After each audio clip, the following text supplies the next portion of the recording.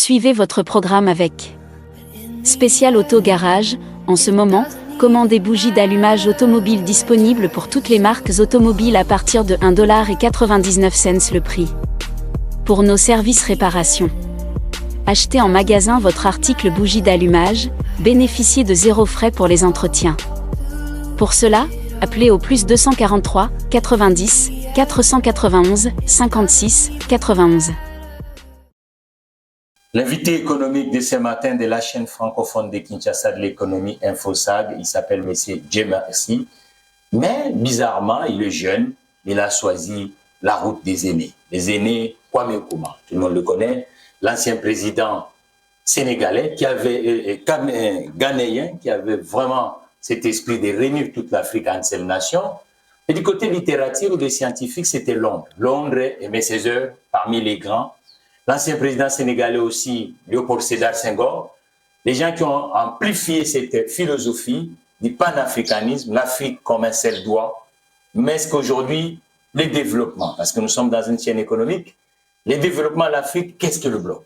Aujourd'hui, d'Accra à Niamey, toutes les capitales africaines, il y a beaucoup d'universitaires, mais le 5 continent, l'unique qui est en retard économique, c'est l'Afrique. On va dire d'abord bonjour à M. Bienvenu. Dieu merci. Bienvenue dans ce plateau de la chaîne francophone de l'Afrique francophone, InfoSag. Merci beaucoup, monsieur le journaliste. J'ai une bonne impression. C'est ma première fois d'être ici sur vos plateaux. En tout cas, je suis ravi. Et je crois qu'on va faire un bel échange. Vous avez choisi cette doctrine qui n'a pas un socle économique selon les autres, qu'on appelle le panafricanisme. Beaucoup plus l'activisme politique que le prend. La partie littéraire est en train de disparaître parce qu'il n'y a plus Sédar Senghor, il n'y a plus de ses aînés, ses heures. Mais vous, comme jeune, ici à Kinshasa, le panafricanisme a été monté au créneau avec les leaders nationaux, qui est héros national, Patrice Emery Lumumba, les Gizenga. Mais on est en 2024. Qu'est-ce qui vous donne encore cet esprit? Et il y a aussi le panafricanisme de développement qu'on appelle, j'ai reçu ici dans cette émission, le Norbert Yamba Yamba, qui est politique, qui aujourd'hui, il croit avec cette doctrine panafricaine. Mais, monsieur Dieu merci, qu'est-ce qui vous amène dans ça? L'Afrique ne vend pas, à part ses matières premières. Merci beaucoup, monsieur le journaliste. Vous savez, chaque génération est un nouveau peuple. Et donc, moi, je suis un nouveau peuple parce que je suis jeune. Et il y a un héritage, c'est que le panafricanisme, c'est une idéologie, c'est une philosophie qui est née, je crois, au lendemain du XVIIe siècle avec la traite des Noirs, où nos aïeux qui étaient déportés aux Amériques pour une main-d'œuvre aux Américains, ils étaient arrivés au bout. Parce qu'ils ont compris que leur dignité n'était pas respectée. Et ils ont revendiqué ces droits-là. C'est ainsi que le mouvement est né avec Marcus Garvey, d'une part, et d'autre part avec William Dubois. Ben, la démarche de Marcus, c'était que, en revendiquant, nous ne pouvons pas rester sur un sol qui nous est étranger. Par conséquent, nous devons plutôt reculer. Et ce mouvement-là, il a appelé ça « Back to Africa ». Donc, il a encouragé les Africains de ces temps-là de retourner en Afrique pour commencer une nouvelle vie. Dans les Amériques, il y a aussi Martin Lee qui a fait, il y a aussi Luther King qui a essayé un peu le mouvement civique. Mais est-ce que les États, c'est la couleur de peau ou le panafricanisme que vous prônez, c'est par la couleur de peau ou c'est des valeurs sociétales? Je crois que si l'on reste sur la couleur des peaux, on va commettre beaucoup d'amalgames. Parce que l'Afrique n'est pas constituée que de la peau noire aujourd'hui, de la mélanine noire. Il y a aussi les Africains qui ont la peau blanche, qui ont la mélanine blanche. Nous avons une partie qui nous rend aussi aujourd'hui la fierté, qui est le Maghreb. Nos compatriotes africains, marocains, tunisiens, qui sont dans ces continents de 55 États. À ce titre, vous conviendrez avec moi que ce n'est plus question de la couleur des peaux. C'est plutôt cette philosophie-là qui vient d'une histoire commune d'un peuple qu'on appelle africain. Ça veut dire aujourd'hui, l'Afrique est constituée de plus ou moins 54 pays. 55, voilà. Qui est Soudan du Sud. Mais ce qui nous unit, c'est cette histoire commune-là. On a connu d'abord la traite des Noirs et ensuite on a connu l'esclavage avec la colonisation. Et donc c'est ça notre leitmotiv aujourd'hui. La descendance africaine aujourd'hui a porté cela dans son cœur. Pourquoi? Nous ne sommes pas ici dans une démarche anti-occidentale.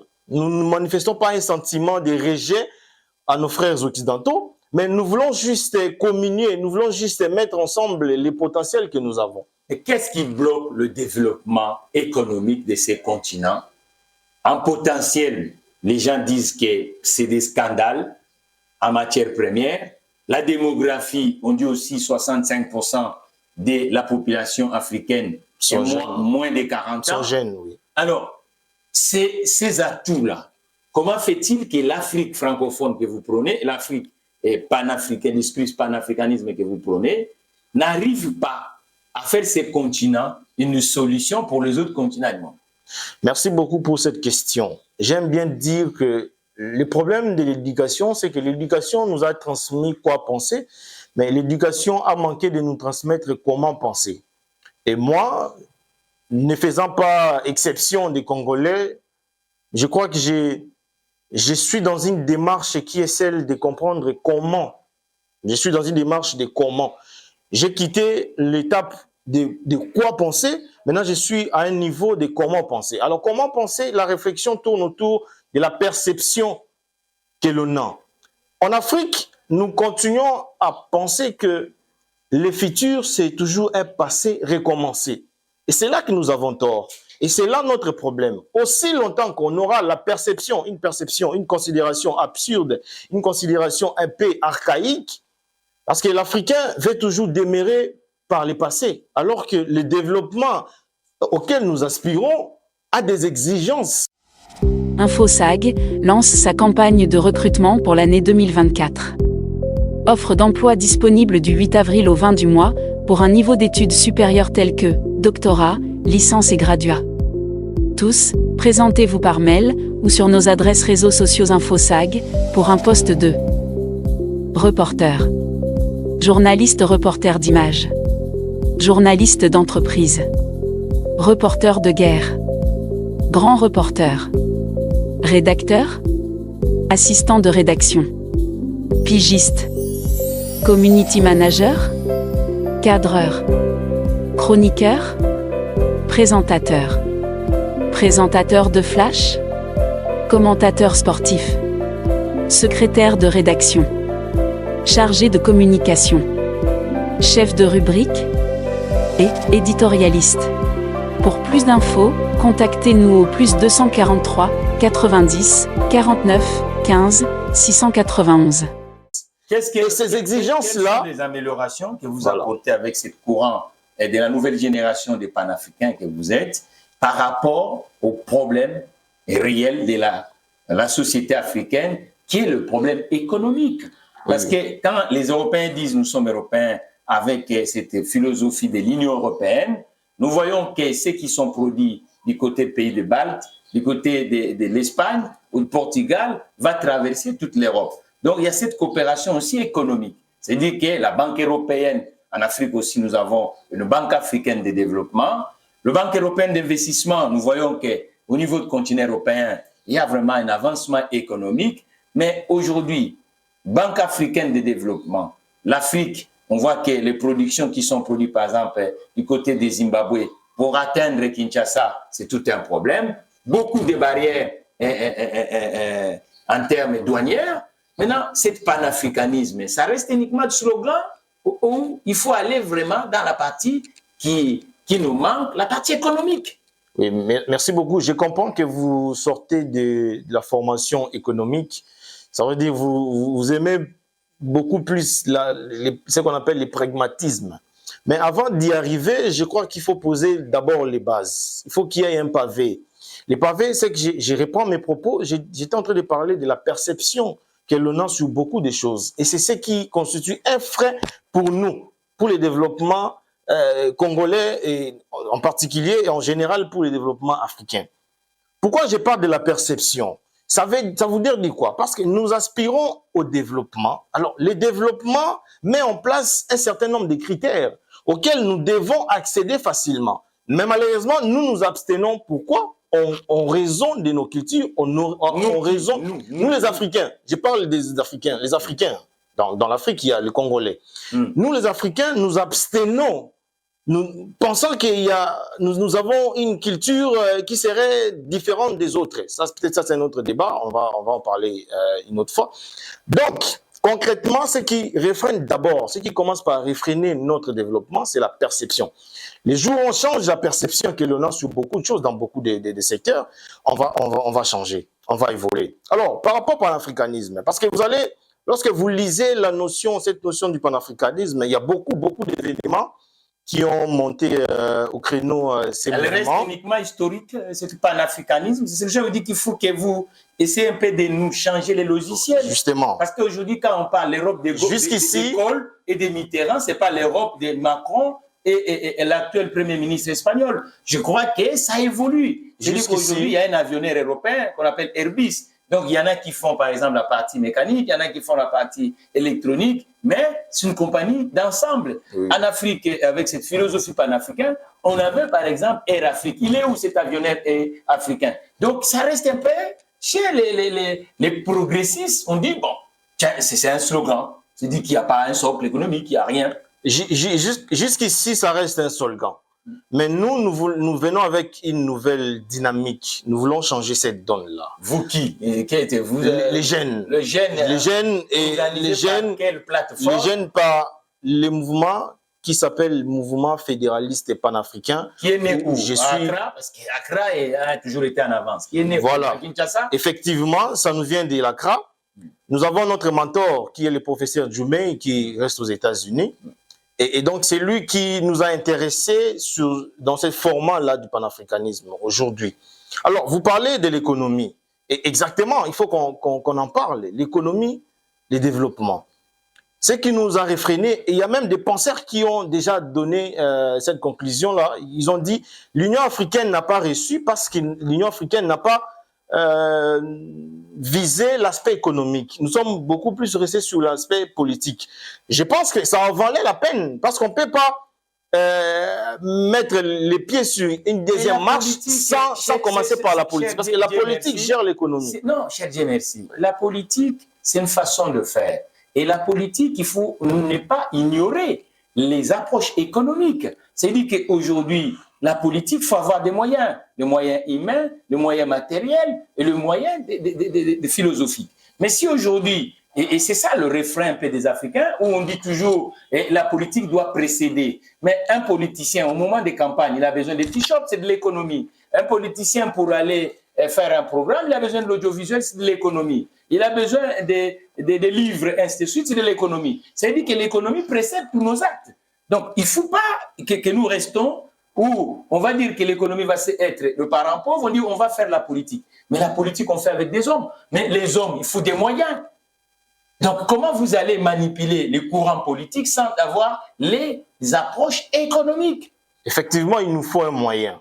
Vous avez illustré l'exemple de l'Union européenne. L'Union européenne est allée sur cette même base-là, politique et économie. Oui. C'est-à-dire que c'est dans la politique c'est comme une réflexion, mais cette réflexion-là doit apporter des capitaux.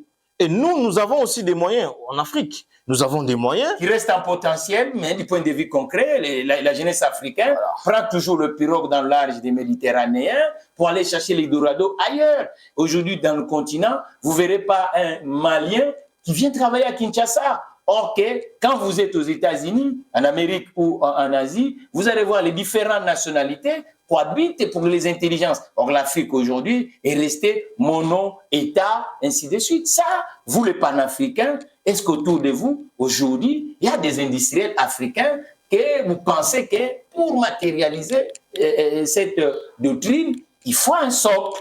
Justement, vous savez, dans l'Union africaine, tout cela a été prévu. Parce que si vous révisez l'Union africaine, vous allez trouver qu'il y a eu un schéma qui a été donné.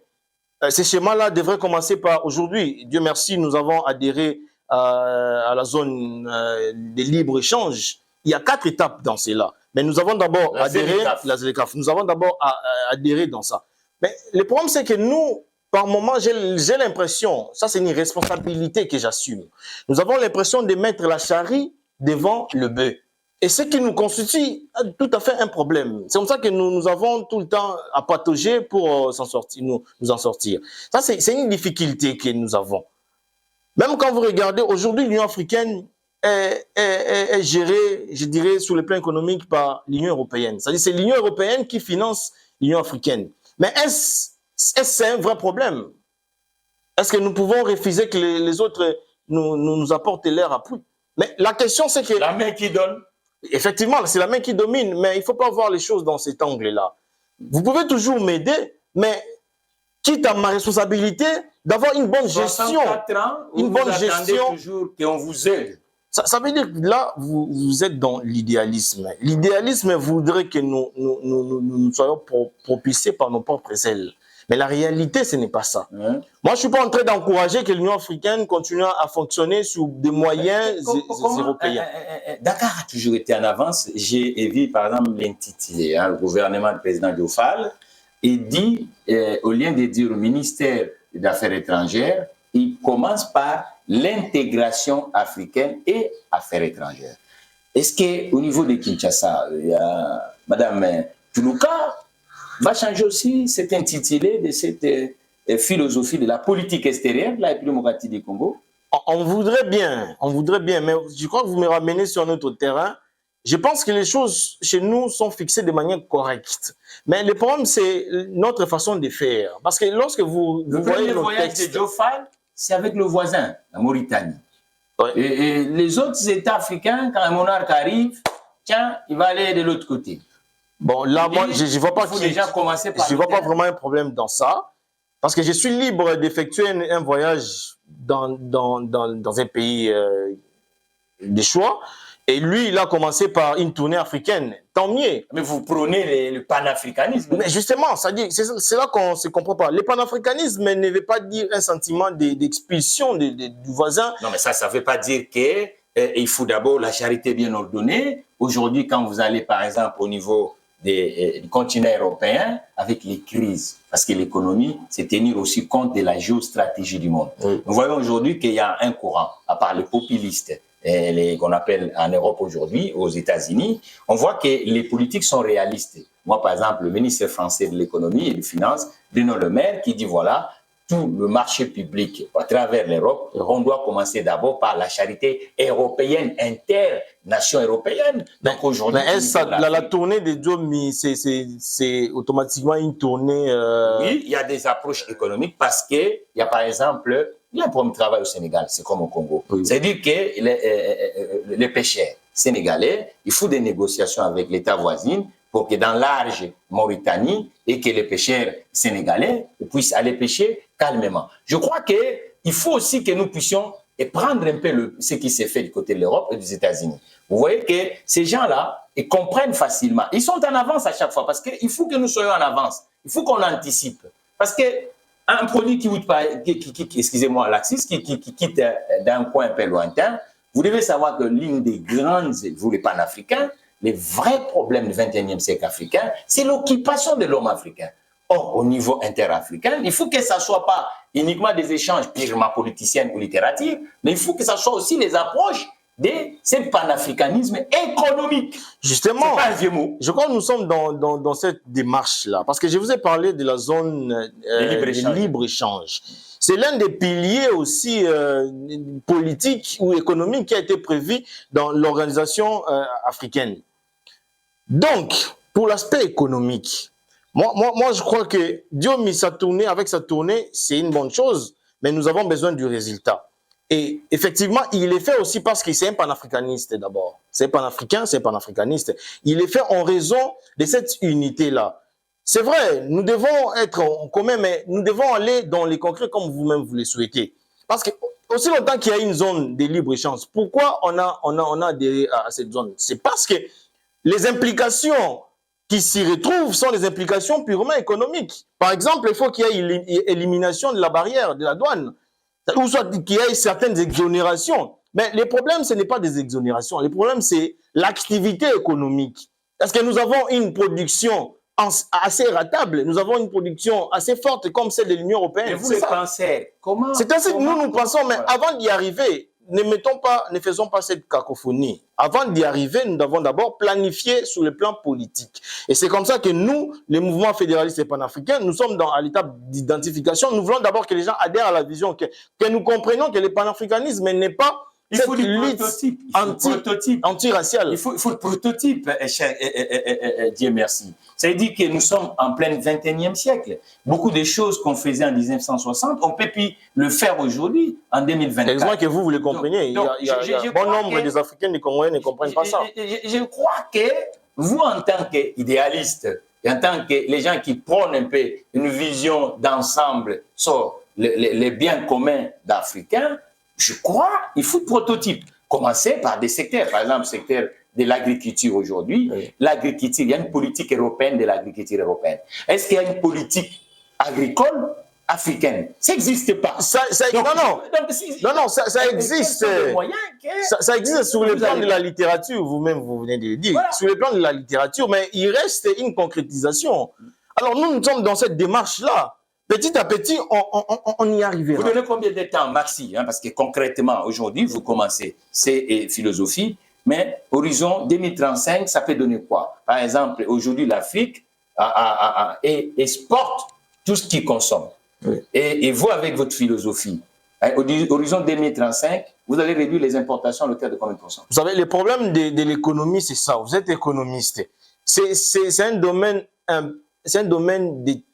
comment ça s'appelle ça? C'est un domaine technique. Ouais. Vous savez, on peut bien avoir des discours, mais pour matérialiser cela, il faut avoir des moyens. Il faut matérialiser. J'ai compris votre philosophie, vous me ramenez toujours à cet aspect-là des moyens. Mais est-ce que nous n'avons pas les moyens en Afrique? Mais qu'est-ce qui manque? Au-delà des moyens, c'est maintenant la volonté qui nous manque.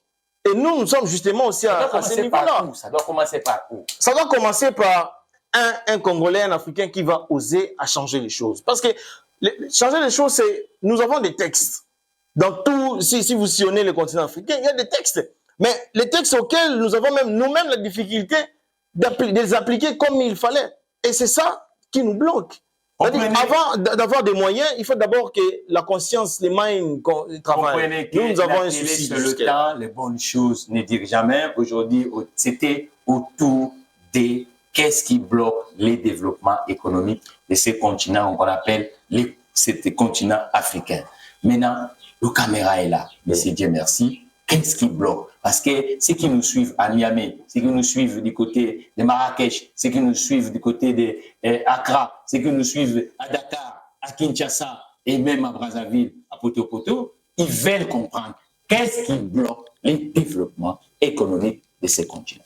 Merci beaucoup. Ce qui nous bloque, je l'ai dit à l'introduction, ça a été mon mot introductif de l'émission, j'ai dit c'est la perception. Nous devons changer notre perception culturelle. Aussi longtemps que nous aurons la perception culturelle archaïque, pendant que les sociétés évoluent, nous allons toujours demeurer en train de patauger. Ce qui réfrène le développement africain, c'est d'abord cette... perception dans l'homme. Nous avons un problème d'homme. L'homme en lui, il y a un problème. Alors, dégager les sentiments qu'il a, ça serait un problème. C'est-à-dire, aussi longtemps que nous continuons dans ça, c'est comme ça que moi je souhaite, j'adjure en tout cas à tous les peuples africains et de manière générale, en particulier les Congolais, nous devons changer la perception sur beaucoup de choses. Nous avons des considérations très absurdes et c'est ce qui nous bloque. Voilà. Le Premier ministre a été nommé par le président de la République, mais à quand est-ce que le gouvernement sera mis en place? Nous sommes dans des consultations, pourquoi? Parce que tout le monde veut un positionnement. Et c'est ça le problème. Nous voulons des positions, mais nous ne voulons pas agir. Dans l'effectivité, nous ne voulons pas agir. Nous avons un problème d'hommes dans ces pays. Et c'est comme ça que le pays est malade. Jusqu'à quand ce refrain des d'hommes, et pourtant 100 millions d'habitants? Vous savez, c'est une question difficile à répondre. Moi, je ne suis pas quelqu'un de ceux-là qui invente des réponses. C'est une question difficile. À quand? C'est lorsque nous allons changer des perceptions. Et heureusement qu'aujourd'hui, il y a bon nombre des Africains ou même des Congolais qui se détache un peu de cette perception-là culturelle que nous avons. Nous voulons le développement a des critères, mais nous ne voulons pas accéder à ces critères-là. Nous restons toujours par le passé. Nous pensons que, parce que le développement a ces exigences-là s'en foutent en tout cas, les exigences du développement s'en foutent de la perception culturelle d'un pays. Si vous voulez le développement, accédez aux critères que le développement vous met à votre disposition. Aussi longtemps qu'on va continuer à s'obstiner, disant que nous avons des valeurs propres. Justement, nous avons des valeurs propres à nous. Ça ne va pas. Il n'y aura pas des autoroutes financées par la contribution du panafricanisme. On va pas évoluer. Le peuple en a besoin que vous, le penseur, vous puissiez maintenant pondre les ingrédients qui peuvent permettre que le développement de l'homme. C'est ainsi qu'il nous faut des réflexions, de temps en temps des réflexions. Alors, nous vous remercions, cher Dieu, merci pour avoir honoré cette chaîne francophone de l'économie qui est maître à Kinshasa. Pour moi, aussi une occasion. Merci beaucoup, messieurs les journalistes. InfoSag, première chaîne des entrepreneurs et investisseurs en République démocratique du Congo.